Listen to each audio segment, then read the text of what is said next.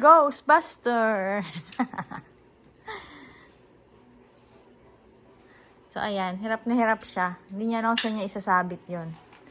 O, ayan. Nakakita na siya. Natagpuan na niya. Tingin nga, daddy, kapogi ka pa rin. Mga Ghostbuster. So, ayan. Isa sa mga investment namin dito. Oo, maglilinis na ako ng CR. Counter.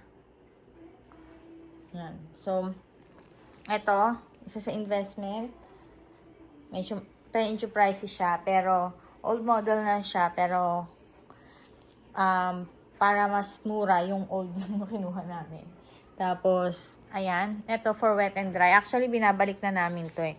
Yung Ghostbuster lang ang kukunin dapat namin. Or dapat etong backpack vacuum lang. Kaya lang, mag-winter na, so kailangan din namin ng wet and dry. So, iniwan na rin sa amin muna to. And then, kapag sa tingin namin, hindi naman namin kailangan, pwede namin isoli sa kanila anytime. Tapos, ayan.